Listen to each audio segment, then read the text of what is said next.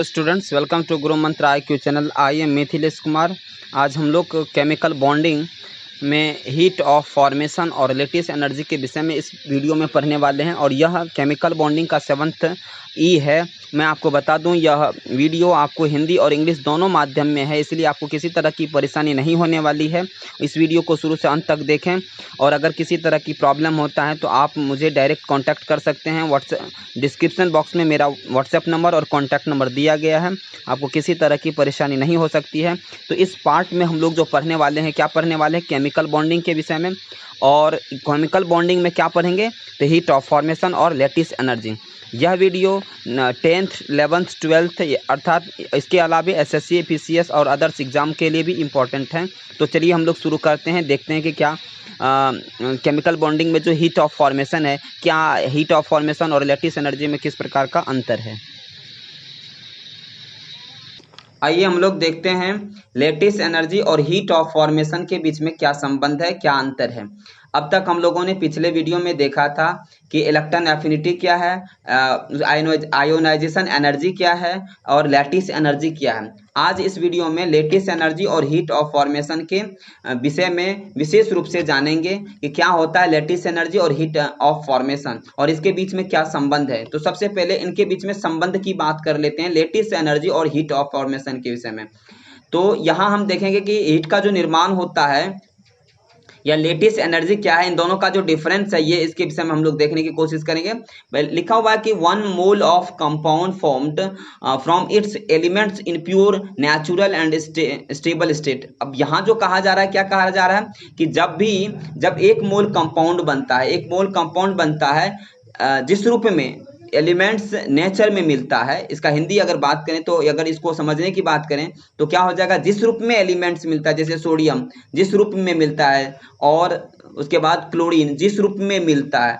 तो क्लोरीन जिस रूप में मिल रहा है यानी एलिमेंट का यह प्योर फॉर्म है। तो जिस रूप में एलिमेंट नेचर में मिलता है उसी रूप में यानी प्योर फॉर्म एलिमेंट के कंबाइन होने से जो एनर्जी रिलीज होती है। अब जब एनर्जी रिलीज होगी, जिस तरह से यहाँ देखिए दिया गया है, क्या दिया गया है, सोडियम जो सॉलिड स्टेट में है और क्लोरीन जो है क्या है, गैसियस स्टेट में है। तो ये नेचुरल में इसी फॉर्म में पाया जाता है और क्लोरीन भी गैसियस फॉर्म में पाया जाता है। अब यहाँ हम बात करेंगे सोडियम और क्लोरीन का जब कंबाइन कर देंगे तो इस कंबाइन करने से जो एक मोल आयनिक कंपाउंड का जो निर्माण हो रहा है, यहाँ सोडियम क्लोराइड का निर्माण हो रहा है, ये सॉलिड स्टेट में है। तो इनके निर्माण होने से क्या होता है, हीट का फॉर्मेशन होता है। क्या होता है, अगर इस तरह से अगर हम बात करें तो इसका मतलब यह हुआ कि अगर जिस प्रकार से कोई भी एलिमेंट नेचर में जिस अवस्था में पाया जाता है या जिस रूप में वह नेचर में पाया जाता है, अगर उसी स्टेट की बात करें, उसमें अगर सोडियम अगर ले लें और क्लोरीन ले लें, दोनों का आपस में रिएक्शन यानी कंबाइन कर दे तो क्या बन जाता है हमको सोडियम क्लोराइड। और इस क्रम में हमको क्या होता है, हीट ऑफ फॉर्मेशन हो। इस क्रम में ही हमारा क्या होता है, हीट ऑफ फॉर्मेशन होता है। तो प्रश्न उठता है कि ये हीट ऑफ फॉर्मेशन क्या है। अगर आपसे पूछा जाए तो एक जिस रूप में एलिमेंट्स नेचर में मिलता है उसी रूप में एलिमेंट्स के कंबाइन होने से जो एनर्जी रिलीज होती है, जो एनर्जी निकलता है, निर्माण होता है, उसे क्या कहते हैं, उसी को क्या कहते हैं, हीट ऑफ फॉर्मेशन कहते हैं। अगर इन आपको पूछा जाए अंग्रेजी में इसको क्या कैसे जवाब देंगे, तो 1 मोल ऑफ कंपाउंड यानी एक मोल कंपाउंड जो बनता है it's elements in pure natural and stable state, यानी नेचुरल और स्टेबल स्टेट से जो एक मोल कंपाउंड का निर्माण होता है जब कंबाइन होने के बाद, तो उसको हम क्या कहते हैं, हीट ऑफ फॉर्मेशन कहते हैं। जबकि अगर लेटिस एनर्जी की बात करें तो लेटिस एनर्जी के विषय में हम लोगों ने पिछले वीडियो में पढ़ा भी था कि वहां क्या होता है, या गैसियस, ये जिस स्टेज में रहता है, जिस स्टेज में रहता है नेचर में पाया जाता है, उसी स्टेज में अगर कंबाइन होता है तो हीट ऑफ फॉर्मेशन का निर्माण होता है। लेकिन जब लेटिस एनर्जी की बात करते हैं, या जिस रूप में नेचर में पाया जाता है उस रूप में उस रूप से हम कन्वर्ट कर लेते हैं गैसियस में। जैसे सोडियम है, सोडियम को गैसियस स्टेट में कन्वर्ट करके तब जैसे क्लोरीन है, क्लोरीन को भी गैसियस फॉर्म में तो रहता है, गैसियस आयन में कन्वर्ट करके सोडियम गैसियस स्टेट में कन्वर्ट करके फिर गैस से क्या होता है, गैसियस आयन में सोडियम आयन में कन्वर्ट करके तब कंबाइन करते हैं और कंबाइन करके जो एनर्जी रिलीज होता है उसको क्या कहते हैं, लेटिस एनर्जी कहते हैं। इसलिए हमने यहाँ लिखा है कि 1 मोल ऑफ कंपाउंड फॉर्म्ड, एक मोल कंपाउंड इसमें भी बनता है, इसमें भी 1 मोल ऑफ कंपाउंड बनता है लेकिन इसमें अगर लेटिस एनर्जी की बात करें तो लेटिस एनर्जी में फ्रॉम अ गैसियस कैटायन और एनायन से बनता है। किससे बनता है? फ्रॉम अ गैसियस कैटायन और एनायन से। अगर गैसियस कैटायन और एनायन से एक मोल कंपाउंड का निर्माण होता है, 1 मोल ऑफ आयनिक कंपाउंड का निर्माण होता है, उसे लेटिस एनर्जी कहते हैं। अगर हिंदी की बात करें तो इसमें क्या लिखा है? एलिमेंट्स के गैसियस फॉर्म कैटायन और एनायन। गैसियस फॉर्म का मतलब यहाँ कैटायन एनायन से है कि कंबाइन होने पर एक मोल आयनिक कंपाउंड के निर्माण के क्रम में जो एनर्जी रिलीज होता है उसे लेटिस एनर्जी कहते हैं। यानी उनके कंबाइन होने के क्रम में, जैसे अगर हम बात करें सोडियम, यहाँ जो दिया गया था सोडियम सॉलिड स्टेट में नेचर में पाया जाता है, उसी तरह से क्लोरीन उस नेचर में जिस स्टेज में पाया जाता है उस स्टेज में अगर कंबाइन होता है तब जो क्या कहते हैं रिलीज होता है एनर्जी, उसको क्या कहते हैं? Heat of formation. जबकि इस सोडियम को हम गैसियस आयन में कन्वर्ट कर लेते हैं और क्लोरीन को क्लोरीन आयन में कन्वर्ट, गैसियस आयन में कन्वर्ट करके तब इसको कंबाइन करके जब हम बनाते हैं, क्या बनाते हैं? किस क्रम में जब सोडियम क्लोराइड बनता है, इसको कंबाइन होने से जो एक मोल कंपाउंड सोडियम आयन यानी आयनिक कंपाउंड सोडियम क्लोराइड बनता है, तो उसको हम क्या कहते हैं? इस क्रम में हमारा क्या होता है? एनर्जी रिलीज होता है। इसी को हम क्या कहते हैं? लेटिस एनर्जी कहते हैं। तो मुझे विश्वास है कि आप लोगों को हीट ऑफ फॉर्मेशन और आयनिक कंपाउंड या क्या कहते हैं लेटिस एनर्जी समझने में कोई दिक्कत नहीं हुआ होगा।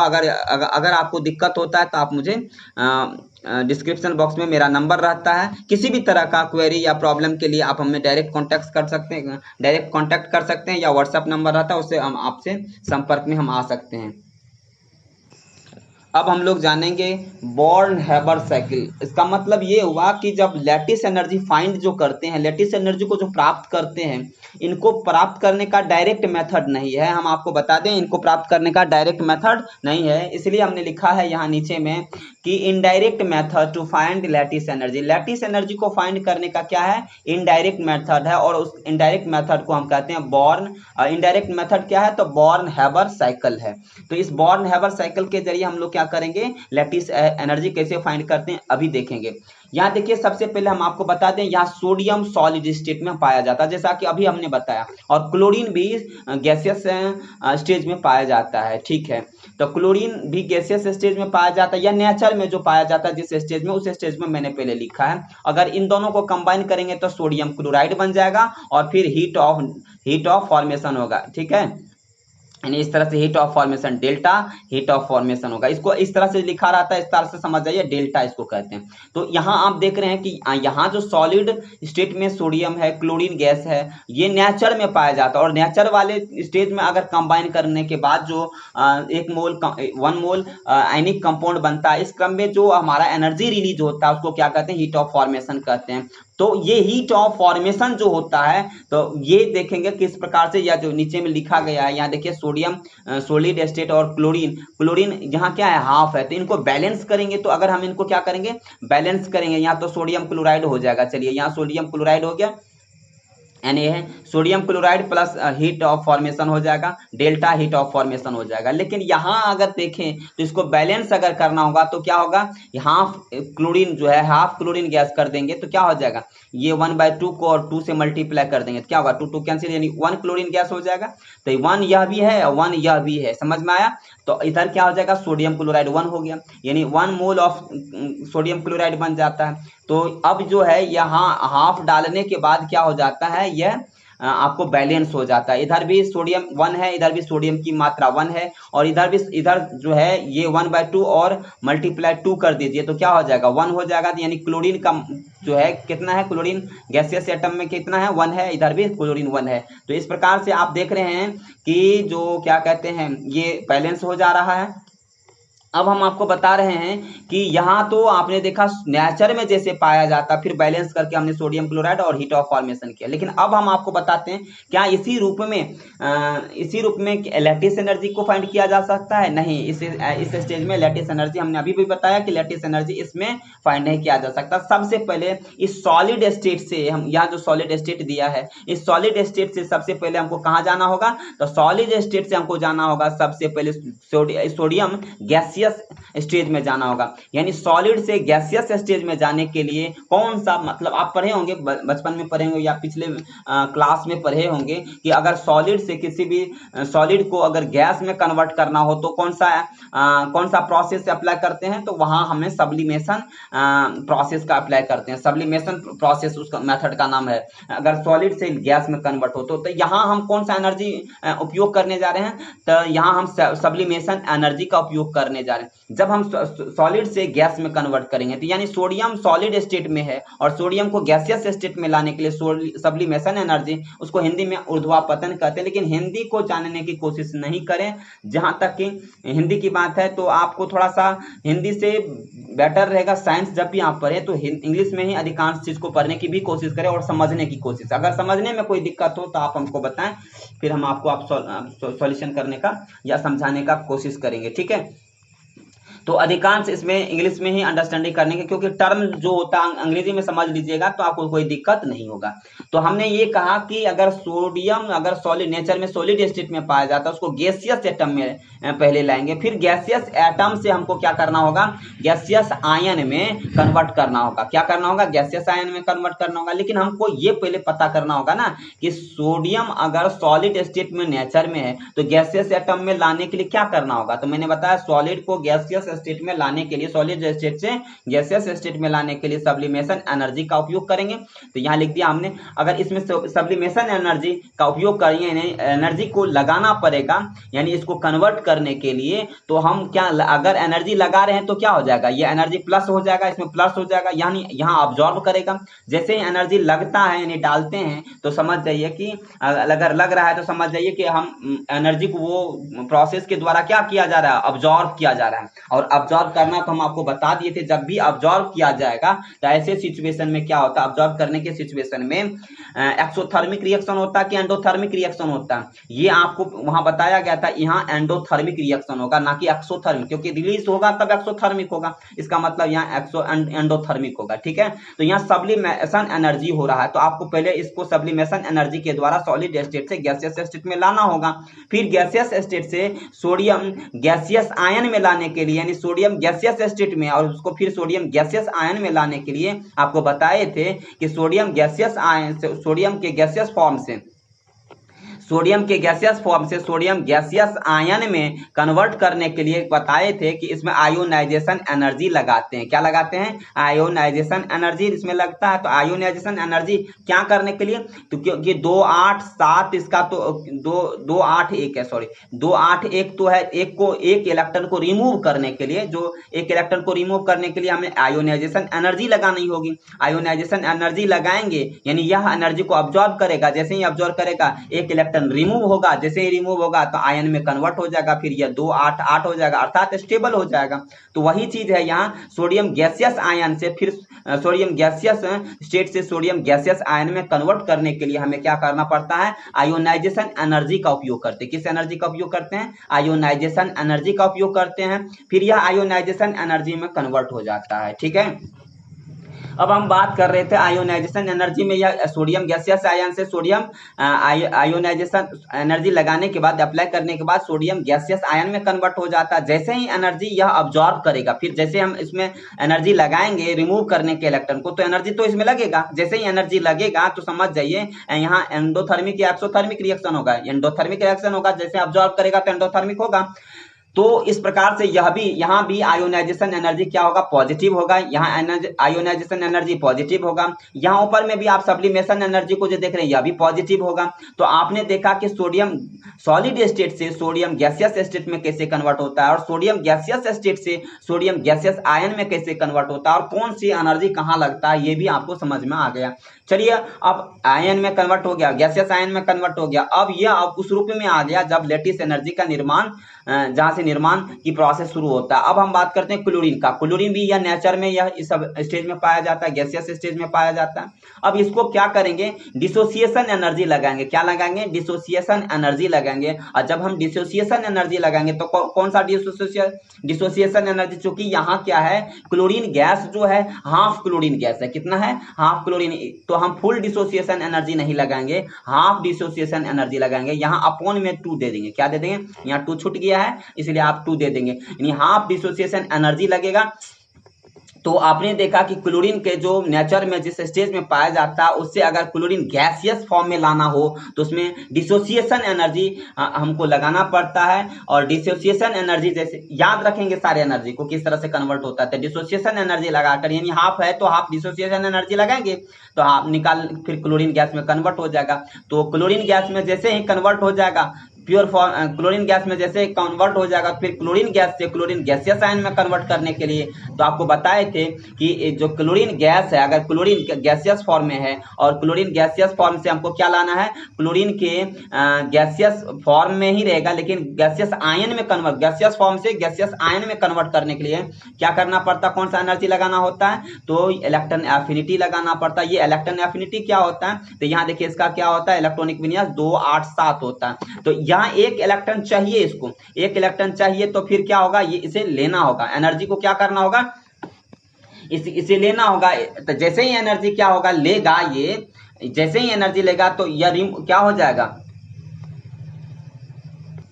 अर्थात क्या करना होगा, यह एक्स्ट्रा इलेक्ट्रॉन को जैसे ही लेगा, ये एक्स्ट्रा इलेक्ट्रॉन को लेगा। अगर गैसियस फॉर्म में है, क्लोरीन क्या है गैसियस फॉर्म में है और इसको गैसियस आयन में, क्लोरीन को गैसियस आयन में कन्वर्ट करना है तो ये कैसे होगा, तो एक्स्ट्रा एनर्जी जैसे देख लीजिए 2 8 7 है, तो यहाँ अगर आयन में कन्वर्ट हो रहा है तो 2 8 8 होगा, फिर स्टेबल होगा। तो इसके लिए जो है एक एक्स्ट्रा इलेक्ट्रॉन इसको चाहिए कि नहीं, आयन में कन्वर्ट होने के लिए एक एक्स्ट्रा इलेक्ट्रॉन चाहिए। एक इलेक्ट्रॉन लेगा तो एनर्जी क्या होगा, अब्जॉर्ब होगा या रिलीज होगा, यहाँ रिलीज हो जाएगा। जैसे ही एक एक्स्ट्रा इलेक्ट्रॉन लेगा, मैंने इलेक्ट्रॉन एफिनिटी में आपको ठीक ठाक पढ़ाया था कि जब एक्स्ट्रा इलेक्ट्रॉन एडेड होता है, इसमें एक इलेक्ट्रॉन ऐड होगा कि नहीं, तो जैसे ही ऐड होगा तो एनर्जी क्या होगा, रिलीज होगा। इसी का नाम है इलेक्ट्रॉन एफिनिटी।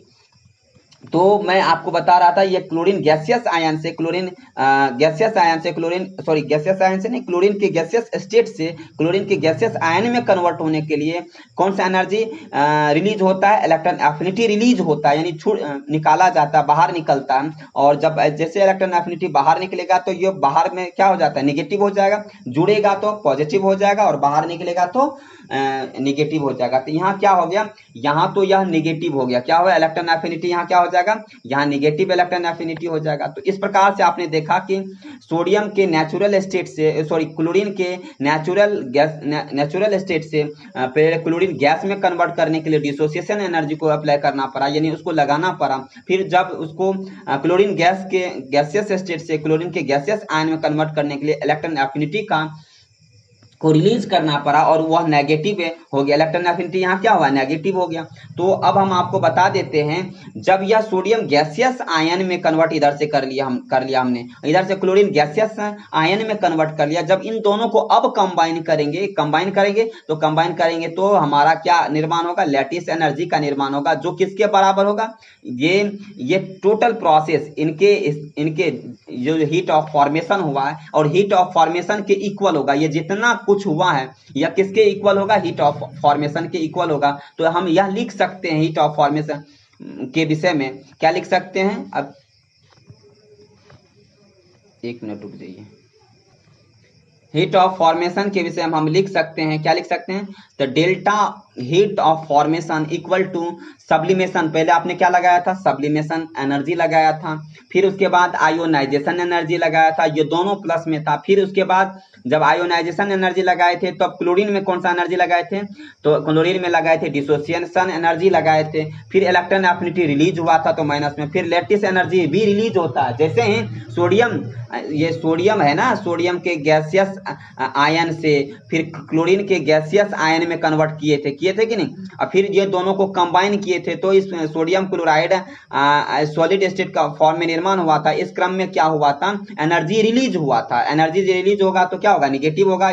कौन सा एनर्जी रिलीज हुआ था, लैटिस एनर्जी रिलीज हुआ था, इसलिए यह भी नेगेटिव होगा। तो ये जितने भी प्रोसेस हैं ये हीट ऑफ फॉर्मेशन के क्या है, इक्वल है। तो ये हीट ऑफ फॉर्मेशन और लैटिस एनर्जी में ये डिफरेंस है, यहाँ आपको दिखाई दे रहा है। हीट ऑफ फॉर्मेशन बराबर जितने भी एनर्जी इसको ओरिजिनल फॉर्म में यानी फाइंड करने में जो निकलता है, ये सारे जैसे क्या है, जैसे आपको है यहाँ कौन सा एनर्जी दिया गया है, तो यहाँ आपको दिया गया है सब्लिमेशन एनर्जी दिया गया, आयोनाइजेशन एनर्जी, डिसोसिएशन एनर्जी, जितना डिसोसिएशन एनर्जी लगा है, फिर यहाँ इलेक्ट्रॉन एफिनिटी जो रिलीज हुआ, लैटिस एनर्जी रिलीज हुआ, इन सारे का जब हम सम्स करेंगे, इसका जो सिंप्लीफिकेशन करने के बाद जो प्राप्त होगा हमको वह हीट ऑफ फॉर्मेशन के इक्वल होगा। अभी तक हम लोगों ने देखा कि किस प्रकार से सोडियम के नेचुरल स्टेट में सोडियम के नेचुरल स्टेट में और फिर क्लोरीन गैस के नेचुरल स्टेट में जो हीट ऑफ फॉर्मेशन हुआ था, जैसे सोडियम क्लोराइड हुआ था, 1 मोल ऑफ सोडियम क्लोराइड का निर्माण हुआ था। इस क्रम में जो हमारा क्या हो रहा था, एनर्जी रिलीज हो रहा था। तो एनर्जी जो इसमें रिलीज हो रहा था, यानी इस एनर्जी का जो रिलीज हो रहा था वो कौन सा एनर्जी था, हीट ऑफ फॉर्मेशन। उसको क्या कहते थे, हीट ऑफ फॉर्मेशन कहते थे। अब प्रश्न उठा इसको कन्वर्ट करके हम लोगों ने सोडियम आयन में कन्वर्ट किया, इसको कन्वर्ट करके हम लोगों ने क्लोरीन गैसियस, इसको सोडियम गैसियस आयन में और क्लोरीन के गैसियस आयन में कन्वर्ट किया, फिर उनको कंबाइन करके फिर लैटिस एनर्जी फाइंड किया। तो हमने देखा कि हीट ऑफ फॉर्मेशन जो होता है, ये जितने भी कन्वर्जन करने के बाद सोडियम को सोडियम आयन तक कन्वर्जन करने में जो जो एनर्जी लगता है और क्लोरीन को क्लोरीन के गैसियस आयन में कन्वर्ट करने में जो जो एनर्जी लगता है, सबको कंबाइन किया जाता है। सबको कंबाइन करके उसके बाद हीट ऑफ फॉर्मेशन हम फाइंड करते हैं। तो हीट ऑफ फॉर्मेशन और लेटिस एनर्जी का एक दूसरे से किस तरह से संबंध है, यह भी आपने देखा। अब उसी तरह से अगर सोडियम और क्लोरीन के बीच में यानी नेचुरल स्टेट से ऐसा कर सकते हैं, तो फिर एक एग्जांपल और देखते हैं, मैग्नीशियम का ऑक्सीजन से रिएक्शन करा करके। इसी तरह से आप भी इसका प्रैक्टिस किसी भी कंपाउंड को लेकर के आप भी प्रैक्टिस करने की कोशिश करेंगे। जैसे मैग्नीशियम का हम ऑक्सीजन से करते हैं तो क्या हो जाता है, मैग्नीशियम ऑक्साइड बन जाता है। अब है मैग्नीशियम, ये नेचुरल स्टेट में पाया जाता है, यानी मैग्नीशियम अभी सॉलिड स्टेट में होगा, ऑक्सीजन होगा क्या, सॉलिड गैसियस स्टेट में है। अब दोनों कंबाइन होगा तो मैग्नीशियम ऑक्साइड बनेगा, और क्या बनेगा, तो हीट ऑफ इनका, इसमें भी हीट ऑफ फॉर्मेशन होगा, ये हीट ऑफ फॉर्मेशन इसका भी हो गया। चलिए अब यहाँ क्या है कि मैग्नीशियम में जो आयन होता है कितना होता है आपको पता है, डबल होता है। मैग्नीशियम क्या होता है, Mg+2+ होता है, और क्लोरीन ऑक्सीजन कितना होता है 2-। यहाँ 2- कैसे होता है, Mg/2+ कैसे होता है, यह भी हम आपने पिछले वीडियो में आपको बताया था।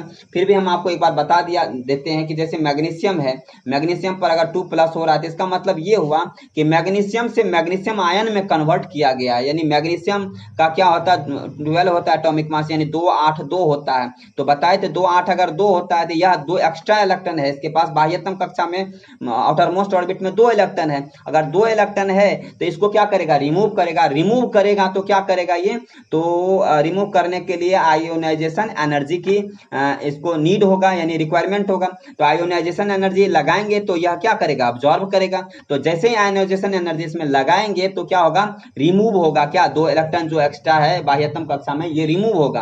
और जैसे ही रिमूव होगा तो इसीलिए यह रिमूव होगा तो क्या हो जाएगा, यह मैग्नीशियम आयन में कन्वर्ट होगा। तो मैग्नीशियम चूंकि 2 आउटर मोस्ट में 2 इलेक्ट्रॉन थे और दोनों इलेक्ट्रॉन को रिमूव करना पड़ा, इसलिए इस पर जो आयन में या मैग्नीशियम गैसियस आयन में कन्वर्ट होगा तो 2+ आयन हो जाएगा। तो ये बात आपको हमने पिछले वीडियो में पढ़ाया था, आयोनाइजेशन एनर्जी क्या होता है और इलेक्ट्रॉन एफिनिटी लैटिस एनर्जी के विषय में। फिर भी हम यहाँ कंपाउंड के हिसाब से लैटिस एनर्जी और हीट ऑफ फॉर्मेशन का संबंध के जरिए इसको पढ़ने की कोशिश करते हैं। तो देखते हैं किस प्रकार ये चेंजिंग होता है।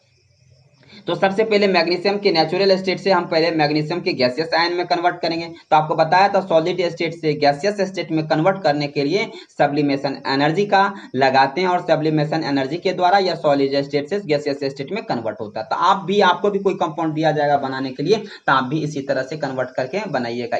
जैसे हमने ये दूसरे एग्जाम्पल को भी जिस तरह से और पहले एग्जाम्पल को बताया। तो देखते हैं फिर मैग्नीशियम के गैसियस स्टेट से फिर मैग्नीशियम के कौन सा पहले आयन में, मैग्नीशियम के गैसियस एटम से मैग्नीशियम के गैसियस आयन में कन्वर्ट करने के लिए, पहले आयन में कन्वर्ट करने के लिए, पहला फर्स्ट आयन में, तो यानी एक आयन में कन्वर्ट होगा, क्योंकि डबल आयन होता है तो पहले एक आयन में कन्वर्ट होगा फिर दूसरे आयन में कन्वर्ट होगा। इसके लिए फर्स्ट आयोनाइजेशन एनर्जी लगाएंगे, और जब फर्स्ट आयोनाइजेशन एनर्जी लगाएंगे तो यह भी क्या होगा, प्लस में होगा, क्योंकि यहाँ ऐड हो रहा है। जैसे ही ऐड हो रहा है कि नहीं, आयोनाइजेशन एनर्जी लगाना पड़ रहा है, क्योंकि हमको क्या करना है, इलेक्ट्रॉन को रिमूव करना। तो पहला इलेक्ट्रॉन को रिमूव करेंगे तो मैग्नीशियम का एक आयन होगा, मैग्नीशियम पर कितना आयन होगा, एक आयन होगा। अब क्या होगा, मैग्नीशियम आयन से फिर मैग्नीशियम में कितने आयन होते हैं, आउटर मोस्ट में दो होते हैं, तो उनको हमको दो को रिमूव करना होगा, तो एक को रिमूव किए तो मैग्नीशियम आयन बना, फिर दूसरा को रिमूव करेंगे तो आयोनाइजेशन एनर्जी सेकंड, यानी दूसरा आयोनाइजेशन एनर्जी लगाना होगा, फिर आयोनाइजेशन एनर्जी जब जैसे ही लगाएंगे इलेक्ट्रॉन को रिमूव करने के लिए, एक और को रिमूव करने के लिए, तो हमें क्या होगा, दूसरा आयोनाइजेशन एनर्जी लगाना होगा, और फिर दूसरा एनर्जी आयोनाइजेशन एनर्जी लगाते हैं तो क्या होगा, तो वो भी प्लस में होगा, तो फिर यहाँ क्या हो जाएगा, तो मैग्नीशियम 2+ आयन हो जाएगा, ठीक है, गैसियस आयन में कन्वर्ट हो जाएगा। तो आपने क्या देखा, मैग्नीशियम के सॉलिड स्टेट से मैग्नीशियम आयन में जब कन्वर्ट हुआ था सब्लिमेशन एनर्जी का यूज हुआ यहाँ, और sublimation energy magnesium gaseous ion से पहले क्या करेगा, इसमें बाह्यतम कक्षा में 2 इलेक्ट्रॉन होता है, उसको 2 को रिमूव करना होगा, तब पहला फर्स्ट स्टेप में क्या करेगा, पहला आयोनाइजेशन एनर्जी लगाते हैं, पहले इलेक्ट्रॉन को, एक इलेक्ट्रॉन को पहले रिमूव करते हैं, एक इलेक्ट्रॉन को रिमूव करने के लिए फर्स्ट आयोनाइजेशन एनर्जी लगाते हैं, उसके बाद क्या करना पड़ेगा, फिर गैसियस आयन से मैग्नीशियम आयन से क्या करना होगा, मैग्नीशियम गैसियस सेकेंड आयन में यानी दूसरे इलेक्ट्रॉन को रिमूव करने के लिए फिर दूसरा जो है आयोनाइजेशन एनर्जी को अप्लाई करेंगे। तो इस तरह से आपने देखा, इस प्रकार से यह मैग्नीशियम सॉलिड स्टेट से मैग्नीशियम सेकंड आयन में मतलब 2+ आयन में के गैसियस आयन में कन्वर्ट हो जाता है, इस प्रकार से एनर्जी का यूज करते हैं। उसके प्रकार हम अगर ऑक्सीजन की बात करें तो ऑक्सीजन में भी डबल माइनस होता है, उसमें पहला डिसोसिएशन एनर्जी लगेगा, चूंकि हाफ इसलिए लगेगा यहाँ क्योंकि यहाँ ऑक्सीजन कितना है, हाफ है, इसको बैलेंस कर दिया गया है। तो यहाँ देखिए जैसे पहले मैं आपको बताया गया था। फिर उसके बाद हमने क्या किया, गैसियस आयन में कन्वर्ट, गैसियस आयन में गैसियस स्टेट में कन्वर्ट हुआ, गैसियस एटम में कन्वर्ट हुआ। फिर पहले गैसियस एटम में जब कन्वर्ट हुआ तब हम यहाँ क्या करेंगे, गैसियस एटम से, चूंकि यह क्या है, नॉन मेटल है, नॉन मेटल में क्या होता है ये भी बताया था आपको, नॉन मेटल में जैसे क्लोरीन में नॉन मेटल था तो वहां क्या होता था, इलेक्ट्रॉन को रिमूव नहीं करना होता, इलेक्ट्रॉन को नीड होता, रिक्वायर्ड होता था, तो उसको इलेक्ट्रॉन चाहिए क्या करने के लिए, जैसे अभी इलेक्ट्रॉन चाहिए 6 होता है, ऑक्सीजन का एटॉमिक नंबर 8 होता है, तो इसका इलेक्ट्रॉनिक कॉन्फ़िगरेशन 6 है, तो ये स्टेबल होने के लिए क्या करेगा, 2 इलेक्ट्रॉन इसको चाहिए ना, तो 2 इलेक्ट्रॉन चाहिए तो क्या करेगा, जैसे ही दूसरा लेगा तो यह क्या करेगा, रिलीज करेगा, एनर्जी को क्या करेगा, रिलीज करेगा। इस एनर्जी को रिलीज करने की प्रोसेस को क्या कहते हैं, इलेक्ट्रॉन एफिनिटी कहते हैं। और ये चूंकि इलेक्ट्रॉन को ले रहा है, ऐड कर रहा है इलेक्ट्रॉन को, तो इलेक्ट्रॉन को ले रहा है तो इसका मतलब क्या है, निगेटिव होगा इलेक्ट्रॉन एफिनिटी। रिलीज करेगा तो मैंने बताया था, लेगा या रिलीज करेगा तो क्या होगा, यहाँ इलेक्ट्रॉन को क्या करेगा, रिलीज करेगा ना, तो रिलीज करेगा तो फिर क्या होगा, रिलीज क्यों करेगा ये भी बताए थे, रिलीज करेगा तो नेगेटिव होगा, लेकिन रिलीज क्यों करेगा, क्योंकि इसमें इलेक्ट्रॉन का नीड है, क्योंकि यह दूसरे से इलेक्ट्रॉन लेगा, नॉन मेटल क्या करता है, गेन करता है, जैसे ही गेन करेगा तो क्या होगा, जैसे ही गेन करेगा तो यह निगेटिव हो जाएगा, तो इस तरह इसलिए भी इलेक्ट्रॉन एफिनिटी क्या होता है, निगेटिव होता है। फिर ऑक्सीजन के गैसियस एटम से ऑक्सीजन के फर्स्ट गैसियस आयन में कन्वर्ट हुआ, यानी फर्स्ट इलेक्ट्रॉन एफिनिटी का उपयोग किया गया यहाँ। उसके बाद सेकेंड इलेक्ट्रॉन, चूंकि इलेक्ट्रॉन एफिनिटी फर्स्ट टाइम में निगेटिव हुआ था क्योंकि वहां रिलीज हुआ था, अब ऑक्सीजन के निगेटिव गैसियस आयन से अभी निगेटिव हो गया है, तो फिर इसका डबल दूसरे निगेटिव ऑक्सीजन के गैसियस 2 इसमें इलेक्ट्रॉन होते हैं, तो पहला इलेक्ट्रॉन तो हम ले लिए, तो फिर दूसरा अगर लेने लगेंगे तो बार बार क्या करना होता है, यहाँ देखिए हम आपको इसके लिए ये जो कन्वर्ट हो रहा है इसके लिए हमने आपको कुछ लिख दिया है कि किस तरह से यह होता है। चूंकि यहाँ लिखा हुआ है कि अगर जब वेन एन एक्स्ट्रा इलेक्ट्रॉन, जब एक्स्ट्रा इलेक्ट्रॉन क्या होता है, ऐड एनर्जी इज रिलीज, जैसे ही एक्स्ट्रा इलेक्ट्रॉन इसमें ऐड करते हैं, जैसे ऑक्सीजन का गैसियस आयन है, आप पहले गैसियस आयन में कन्वर्ट करेंगे तो इलेक्ट्रॉन एफिनिटी क्या होगा, निगेटिव होगा, तो मैंने कहा एक्स्ट्रा इलेक्ट्रॉन इसमें क्या करना पड़ा, ऐड करना पड़ा, जैसे 2 6 है तो एक और दे दिए, तो एक दे दिए तो ऑक्सीजन गैसियस आयन एक दे दिए तो 2 7 हो जाएगा ना, इसमें कितना हो गया, 2 7 हो गया, एक ही इलेक्ट्रॉन ने इसमें डाले थे। मेरा कहने का अर्थ ये है कि अगर यह 2 6 है, इसका एटॉमिक नंबर 8 होता है, तो पहला ऑर्बिट में 2 गया, दूसरा आउटर मोस्ट ऑर्बिट में 6 इलेक्ट्रॉन है, तो ये 2 इलेक्ट्रॉन लेगा तब तो स्टेबल होगा ना, तो 2 इलेक्ट्रॉन अगर लेगा तो पहला बार में कितना इलेक्ट्रॉन लेगा, एक ही इलेक्ट्रॉन लेगा, इसलिए क्या हो जाएगा, 2 7 हो जाएगा। अभी दूसरा बार में 2 8 होगा, है कि नहीं, एक और इलेक्ट्रॉन लेगा, तो यहाँ भी इलेक्ट्रॉन एफिनिटी का उपयोग होगा, यहाँ भी इलेक्ट्रॉन एफिनिटी का उपयोग होगा, लेकिन यहाँ इलेक्ट्रॉन एफिनिटी निगेटिव में होगा और यहाँ इलेक्ट्रॉन एफिनिटी पॉजिटिव में होगा। तो यह प्रश्न उठा कि निगेटिव क्यों, यहाँ पॉजिटिव क्यों, तो यहाँ तो आपको समझ में आ गया कि यहाँ निगेटिव इसलिए क्योंकि व्हेन एक्स्ट्रा इलेक्ट्रॉन एडेड, जब एक्स्ट्रा इलेक्ट्रॉन लेगा 6 है तो 7 हो गया था ना, तो एक्स्ट्रा इलेक्ट्रॉन ऐड हुआ कि नहीं, तो एनर्जी क्या होता है, रिलीज होता है। तो एनर्जी रिलीज होगा, तो एनर्जी रिलीज होने के कारण ही इलेक्ट्रॉन एफिनिटी क्या होता है, निगेटिव। तो रिलीज होगा तो निगेटिव होगा। तो यहाँ तो ठीक है, लेकिन यहाँ क्या होता है, ऑक्सीजन के गैसियस आयन में इस प्रकार से, तो यहाँ इसमें कितना है 2, यहाँ 7 है। अब 2 7 से स्टेबल होने के लिए 2 8 होगा कि नहीं, एक और चाहिए कि नहीं, तब ना होगा। तो एक इलेक्ट्रॉन और होगा, तो ऑलरेडी यह निगेटिव चार्ज है, चूंकि यह ऑलरेडी निगेटिव चार्ज एटम है, तो इसको ऑलरेडी निगेटिव चार्ज जो है क्या करता है, इलेक्ट्रॉन को एक्सेप्ट नहीं करता है। इलेक्ट्रॉन को, यह निगेटिव चार्ज एटम है, इसलिए यह क्या करेगा, इलेक्ट्रॉन को एक्सेप्ट यानी गेन नहीं करेगा, अतः एनर्जी लगानी पड़ेगी। इसलिए हमको एनर्जी क्या करेगा, करना पड़ेगा, यहाँ लगाना पड़ेगा। जैसे ही एनर्जी लगाएंगे तो ये इलेक्ट्रॉन एफिनिटी क्या होगा, पॉजिटिव होगा। तो ये बात भी आपको समझ में आ गया होगा कि यह पॉजिटिव क्यों होता है, तो ये भी समझ में आ गया। तो यहाँ हम फिर से चलते हैं, यहाँ क्या लिखा हुआ था, यहाँ ऑक्सीजन का यहाँ दिया गया था कि यहाँ ऑक्सीजन का जो गैसियस एटम है उसका कन्वर्ट करके गैसियस फर्स्ट आयन में कन्वर्ट करने के लिए फर्स्ट इलेक्ट्रॉन एफिनिटी का यूज किए, यानी रिलीज हुआ इलेक्ट्रॉन एफिनिटी, क्या हुआ, यूज नहीं किए, रिलीज हुआ, तो नेगेटिव हो गया। फिर यहाँ जो है 2 7 था, फिर एक इलेक्ट्रॉन और ऐड किए, यानी चूंकि निगेटिव चार्ज था, निगेटिव चार्ज एटम है, इसलिए यह इलेक्ट्रॉन को लेगा नहीं। क्या कहते हैं, यहाँ क्या बताया था हमने, ऑलरेडी क्या है, निगेटिव चार्ज एटम है, इसलिए इलेक्ट्रॉन को यह एक्सेप्ट नहीं करेगा, गेन नहीं करेगा, इसलिए एनर्जी को लगानी पड़ेगी। इसमें एनर्जी चूंकि लगानी पड़ेगी, इसलिए यहाँ क्या होगा, पॉजिटिव होगा। चूंकि यहाँ एनर्जी क्या करना पड़ता है, लगानी पड़ती है, और फिर यह ऑक्सीजन के गैसियस आयन में कन्वर्ट होगा। तो फिर यहाँ देखिए मैग्नीशियम के गैसियस इस तरह से आपको दिया रहेगा, तो आप इसी तरह से बनाएंगे। मैग्नीशियम के गैसियस एटम में कन्वर्ट कर लिए, फिर ऑक्सीजन के गैसियस आयन में कन्वर्ट कर लिए, मैग्नीशियम के भी गैसियस आयन में कन्वर्ट करके, ऑक्सीजन के गैसियस आयन में कन्वर्ट करके, फिर दोनों को कंबाइन करेंगे। जैसे कंबाइन करेंगे तो लेटिस एनर्जी प्राप्त होगा। तो ये लेटिस एनर्जी जो होता है, क्या होता है लेटिस एनर्जी, तो आप यहाँ देखिए लेटिस एनर्जी बराबर होता है, यानी हीट, लेटिस एनर्जी जो होता है, यहाँ देखिए हीट ऑफ फॉर्मेशन हुआ था, क्या हुआ था पहले, यहाँ देखिए क्या हुआ था, हीट ऑफ फॉर्मेशन हुआ था ना, ये हीट ऑफ फॉर्मेशन बराबर होता है जितना एनर्जी यूज किया गया इसके साथ, क्या किया गया, जितना एनर्जी इसमें यूज किए हैं हम सारे एनर्जी को सब ऐड कर देंगे। तो फिर इसका सिंप्लीफिकेशन, जैसे पहले किए थे सब्लिमेशन एनर्जी का यूज, फिर आयोनाइजेशन फर्स्ट एनर्जी, फिर आयोनाइजेशन सेकेंड एनर्जी, सबको प्लस प्लस में था, सबको जोड़ दीजिए, फिर डिसोसिएशन हाफ एनर्जी, उसके बाद इलेक्ट्रॉन एफिनिटी यानी रिलीज हुआ था तो माइनस में, फिर इलेक्ट्रॉन एफिनिटी चूंकि निगेटिव आयन में कन्वर्ट था, इसलिए इलेक्ट्रॉन को गेन नहीं करेगा, इसलिए क्या हुआ, लगानी पड़ी थी, इसलिए इलेक्ट्रॉन एफिनिटी का ऐड किए थे, तो इसलिए प्लस में हो गया। फिर लैटिस एनर्जी तो रिलीज होता है, इसलिए यह क्या होगा, निगेटिव होगा। सबको मिलाकर के जो रिजल्ट आएगा वो हीट ऑफ फॉर्मेशन के equal, delta heat of formation के इक्वल होगा। ये हीट ऑफ फॉर्मेशन का सिंबल होता है, ठीक है। तो आप हीट ऑफ फॉर्मेशन निकालना, किसी भी कंपाउंड का निकालना आप आसानी से आप निकाल सकते हैं, इसमें आपको, मुझे नहीं लगता कि किसी तरह से आपको दिक्कत होगा। तो हम आपको एक बनाने के लिए दे देते हैं, जैसे Ca है, कैल्शियम है, और कैल्शियम को ये सॉलिड स्टेट में ऑक्सीजन का आप करके Ca का और ऑक्सीजन का, ठीक है, ये सॉलिड स्टेट में है और ये गैसियस स्टेट में है, इन दोनों का करके CaO होता है। इसको पहले बैलेंस करेंगे और फिर बैलेंस करके फिर इसी तरह बना करके आप दिखाएंगे, और कोई तरह का इसमें दिक्कत होगा तो आप हमको बताएंगे। जैसे अब हम लोग चलते हैं आगे की ओर।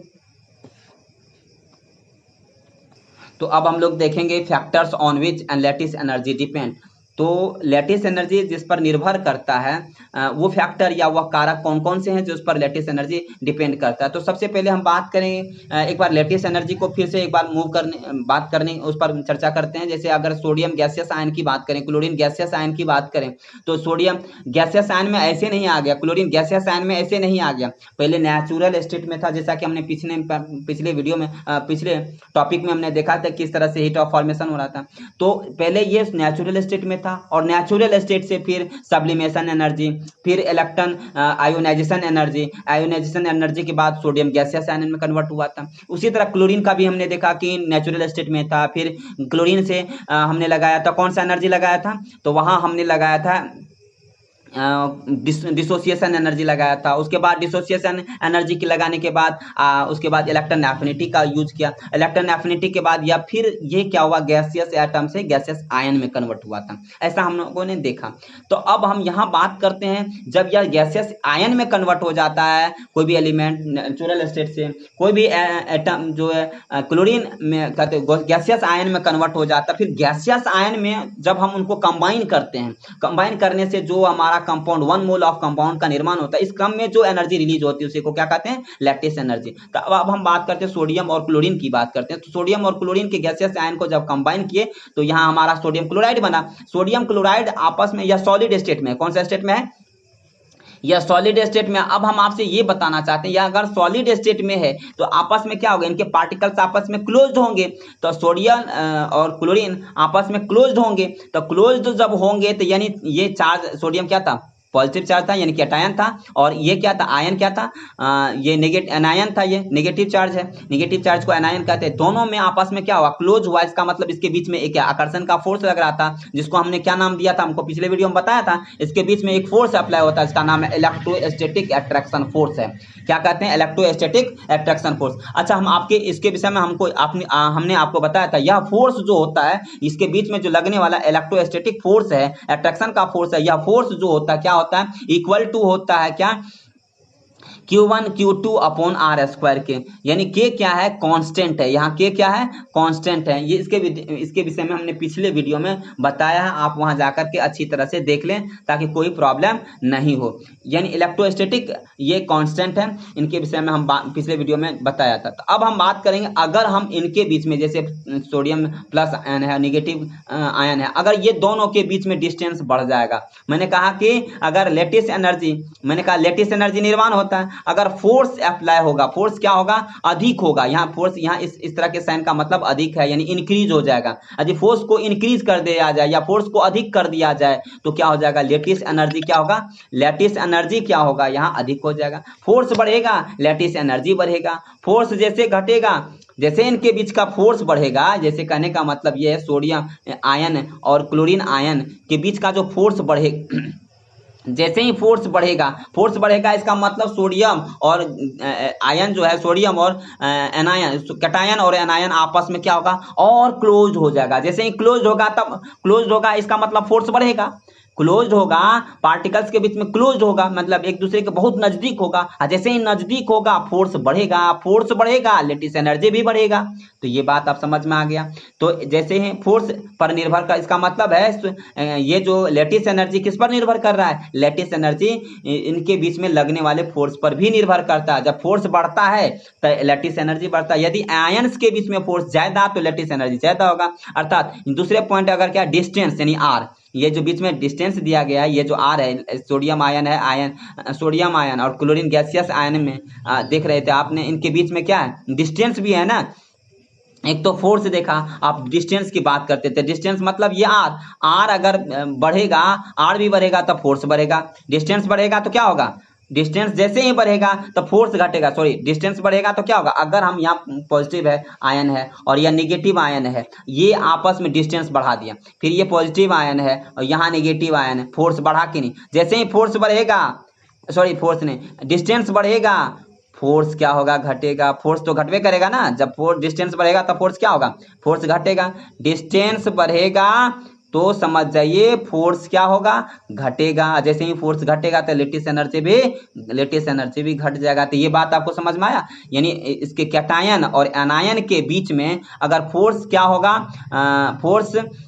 डिस्टेंस अगर कम होगा तो फोर्स बढ़ेगा। डिस्टेंस इनके बीच में अगर ये दोनों एक आपस में जुड़ जाए तो फोर्स इसमें क्या होगा, ज्यादा होगा। इसमें फोर्स क्या होगा, कम होगा। अगर इसमें डिस्टेंस कम हुआ तब ना फोर्स ज्यादा होगा। आपस में सटा हुआ है, चिपका हुआ है, इसका मतलब फोर्स ज्यादा है। इसमें थोड़ा हटा हुआ है, इसका मतलब फोर्स कम है। और जैसे फोर्स कम हुआ तो लेटिस एनर्जी भी कम हो जाएगा। फोर्स अधिक हुआ तो लेटिस एनर्जी भी अधिक होगा। यही चीज हमने, इसका मतलब डिस्टेंस पर भी निर्भर करता है लेटिस एनर्जी, और फोर्स पर भी निर्भर करता है। तो आइए चलते हम देखते हैं कुछ हिसाब इस तरह से रिलेटेड है। तो सोडियम, जैसे अगर सोडियम फ्लोराइड की बात करें, मैग्नीशियम फ्लोराइड की बात करें, एल्युमिनियम फ्लोराइड की बात करें, तो इसमें एफ का देखिए चार्ज क्या है, एफ का चार्ज क्या है, एफ का चार्ज नेगेटिव चार्ज है। सब में एफ नेगेटिव चार्ज, इसमें भी नेगेटिव चार्ज, सब पर एक एक एनायन चार्ज है, ठीक है। तो सब में चार्ज तो इक्वल है, तो इसकी बात नहीं करेंगे। चलिए हम इसकी बात करते हैं, किसकी बात करते हैं, तो ये सोडियम आयन की बात करते हैं। सोडियम पर एक चार्ज होता है, मैग्नीशियम पर कितना चार्ज होता है, यहाँ सोडियम पर एक चार्ज है, मैग्नीशियम पर 2 चार्ज होता है, एल्युमिनियम पर 3 चार्ज होता है। तो यहाँ देखिए सबसे ज्यादा चार्ज जिसका होगा उसका लेटिस एनर्जी ज्यादा होगा, यानी लेटिस एनर्जी क्या होता है, चार्ज पर भी निर्भर होता है। जिसका चार्ज अधिक होगा, अगर चार्ज सोडियम आयन का अधिक है, कम है, यहाँ एल्युमिनियम आयन का सबसे अधिक है, तो इसका मतलब इसका लेटिस एनर्जी क्या होगा, अधिक होगा। लेटिस एनर्जी इनमें बताइए तीनों में सबसे अधिक किसका होगा, तो लेटिस एनर्जी सबसे ज्यादा एल्युमिनियम वाला का होगा। क्यों होगा, क्योंकि इस पर चार्ज सबसे अधिक है।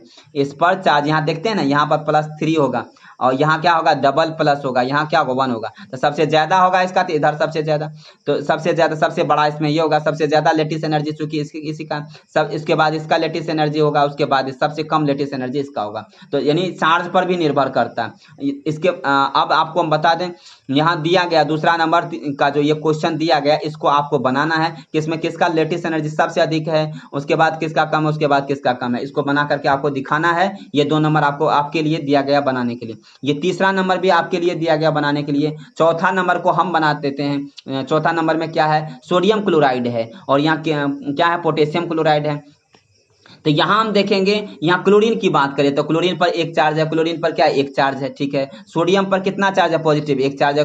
पोटेशियम पर कितना पॉजिटिव चार्ज, एक ही चार्ज है। तो दोनों में यहाँ तो चार्ज की बात ही नहीं कर सकते, तब चार्ज की नहीं बात करते हैं, यहाँ चार्ज अप्लाई नहीं होगा, चार्ज वाली बात नहीं करेंगे। तब यहाँ करेंगे क्या, यहाँ आप देखते हैं पीरियोडिक टेबल में आपने देखा है कि हाइड्रोजन है, लिथियम है, सोडियम है, पोटेशियम है, रुबिडियम है। इसी तरह से सोडियम के बाद क्या आता है, पोटेशियम आता है। तो जैसे जैसे नीचे जाएंगे क्या होगा, नीचे जाएंगे, जैसे जैसे नीचे जाएंगे तो साइज क्या होगा, बढ़ता जाएगा। तो साइज कैसे बढ़ेगा जरा देखें, तो साइज देखिए, हाइड्रोजन का क्या होता है, 1 होता है, लिथियम का कितना होता है, 3 होता है, और उसके बाद इसका कितना होता है, सोडियम का कितना होता है, 11 होता है, पोटेशियम का क्या होता है, 19 होता है।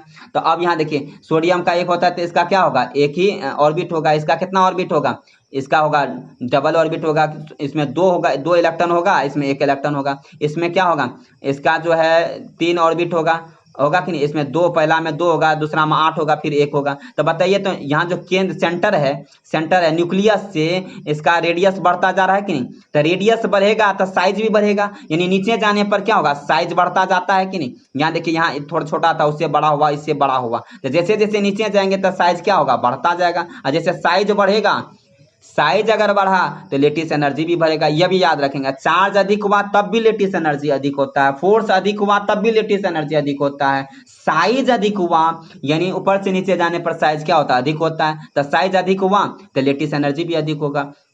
सोडियम का जो साइज होगा कितना होता है, 2 8 1 होता है, इसका क्या होगा, 2 8 8 1 होगा। तो इसका साइज छोटा होगा, इसका साइज बड़ा होगा। तो जिसका साइज अधिक होगा, जिसका साइज क्या होगा, अधिक होगा, उसका लेटिस एनर्जी अधिक होगा। तो इसमें किधर लगाएंगे हम साइन, तो लेटिस एनर्जी अगर इसका अधिक है तो इधर हो जाएगा। तो ये बात भी आपको समझ में आ गया। इतना साइज बड़ा तो लेटिस एनर्जी, साइज बड़ा होगा, ओह साइज क्या होगा, बड़ा होगा, तो लेटिस एनर्जी क्या होगा, 1 मिनट रुक जाइए, सॉरी साइज मिस्टेक हुआ यहाँ। साइज जैसे ही नीचे जाएंगे तो साइज तो बढ़ेगा, तो साइज अगर बढ़ेगा, साइज क्या होगा, बढ़ेगा, तो लेटिस एनर्जी कमेगा। यहाँ उल्टा हो गया था, मिस्टेक हो गया था। साइज अगर बढ़ेगा तो लेटिस एनर्जी क्या होगा, कमेगा, और साइज अगर घटेगा तो लेटिस एनर्जी क्या होगा, अधिक होगा। तो साइज किसका कम है, साइज सोडियम का कम है और पोटेशियम का अधिक है। तो जिसका कम होगा, साइज कम होगा, तो लेटिस एनर्जी अधिक होगा। इसका मतलब इस साइड होगा, यानी इधर यह sodium chloride is greater than the potassium chloride. तो ये बात समझ में आया। अगर साइज क्या होगा, साइज बड़ा हुआ, साइज क्या हुआ, बड़ा हुआ, तो लेटिस एनर्जी कम होगा। साइज अगर छोटा हुआ तो लेटिस एनर्जी क्या होगा, साइज छोटा हुआ तो लेटिस एनर्जी क्या होगा, अधिक होगा। तो यहाँ इस थोड़ा सा मिस्टेक हो गया है, इसको आप ध्यान से कर लीजिएगा, ठीक है। तो चलिए उसके बाद अगला चलते हैं, 5वें नंबर के क्वेश्चन पर चलते हैं। यहाँ सोडियम फ्लोराइड की बात करें, सोडियम क्लोराइड की बात करें और सोडियम ब्रोमाइड की बात करें तो किसका लेटिस एनर्जी सबसे अधिक और किसका कम है। फ्लोरीन, क्लोरीन, ब्रोमीन की बात करें तो तीनों में आयन चार्ज की बात करें तीनों में एक ही चार्ज होता है, सोडियम पर भी प्लस प्लस प्लस एक ही चार्ज होता है। तो यहाँ हम चार्ज के आधार पर तो नहीं कर सकते, तो फिर किसके आधार पर करेंगे, साइज के आधार पर यहाँ भी करेंगे। तो साइज देखते हैं किसका, फ्लोरीन क्लोरीन ब्रोमीन का। तो नीचे की ओर जा रहा है कि नहीं, तो नीचे की ओर जाने पर साइज क्या होगा, बढ़ेगा। तो साइज जिसका अधिक होगा, साइज अधिक होगा तो लेटिस एनर्जी कम होगा। तो साइज सबसे अधिक किसका होगा, ब्रोमीन का होगा। तो लेटिस एनर्जी क्या होगा, इसका कम होगा, सबसे कम लेटिस एनर्जी इसका होगा। उसके बाद लेटिस एनर्जी इससे अधिक किसका होगा, इसका होगा, इससे अधिक क्या होगा, इसका होगा। क्योंकि साइज नीचे जाने पर क्या होता है, यहाँ फ्लोरीन है, क्लोरीन है, ब्रोमीन है, तो नीचे जाने पर क्या होता है, नीचे जाने पर साइज बढ़ता है। तो साइज बढ़ेगा तो लेटिस एनर्जी कमेगा, उस आधार पर क्या होगा, इसका लेटिस एनर्जी कम होगा, इसका लेटिस एनर्जी इससे अधिक होगा, इससे लेटिस एनर्जी सबसे अधिक होगा। तो ये बात आपको समझ में आ गया होगा। चलिए अगला चलते हैं, सोडियम फ्लोराइड, छठा सोडियम फ्लोराइड और मैग्नीशियम फ्लोराइड की बात करते हैं। प्लस सोडियम आयन है एक है, मैग्नीशियम पर डबल है, लेकिन फ्लोरीन में देखिए माइनस ए है, इसमें चार्ज माइनस है। तो इस तरह का कंडीशन में क्या करेंगे, तो हम किस आयन की बात करेंगे, यहाँ हम बात करेंगे पॉजिटिव आयन की हिसाब से चलेंगे, यहाँ साइज के हिसाब से नहीं चलेंगे। क्योंकि यह साइज अगर बात करें तो सोडियम और मैग्नीशियम को देखें तो एक ही या तो पीरियड में, एक ही पीरियड में आता है, इसलिए हम चार्ज के आधार पर चलेंगे। जिसका चार्ज डोमिनेट करेगा, जिसका चार्ज किसका डोमिनेट कर रहा है, मैग्नीशियम का डोमिनेट कर रहा है, तो जिसका चार्ज डोमिनेट करेगा, अधिक होगा, तो उसका जो है लेटिस एनर्जी भी क्या होगा, अधिक होगा। तो इसका मतलब ये हुआ लेटिस एनर्जी मैग्नीशियम क्लोराइड का क्या हुआ, मैग्नीशियम क्लोराइड का लेटिस एनर्जी अधिक होगा। यानी चार्ज यहाँ समझ में आ गया, यहाँ सोडियम फ्लोराइड का लेटिस एनर्जी कम होगा और मैग्नीशियम क्लोराइड का अधिक होगा। इस आधार पर यानी चार्ज के आधार पर इसको देखेंगे, ठीक है। इस वीडियो में हम लोग देखा कि lattice energy heat of formation क्या है, लेटिस एनर्जी को किस तरह से फाइंड करते हैं, किस पर निर्भर करता है, लेटिस एनर्जी किस किस पॉइंट्स पर निर्भर करता है, किस फैक्टर पर निर्भर करता है, हमने इस वीडियो में ये सब देखा। अगर इस संबंधित किसी तरह का प्रॉब्लम हो तो मुझे आप कमेंट कर सकते हैं, या व्हाट्सएप नंबर या डिस्क्रिप्शन बॉक्स में मेरा व्हाट्सएप नंबर और कॉन्टैक्ट नंबर दिया रहता है, आप डायरेक्ट कॉन्टैक्ट या व्हाट्सएप कर सकते हैं, हम आपके प्रॉब्लम को सॉर्ट आउट करने की कोशिश करेंगे। Thank you for watching this video. अब हम लोग अगले वीडियो में हाइड्रोजन बॉन्ड, कोवलेंट बॉन्ड और या आयनिक बॉन्ड के विषय में हम लोगों ने पढ़ा। अब हाइड्रोजन बॉन्ड, कोवलेंट बॉन्ड आदि के विषय में हम लोग अगले वीडियो में पढ़ेंगे। तब तक thank you for watching this video.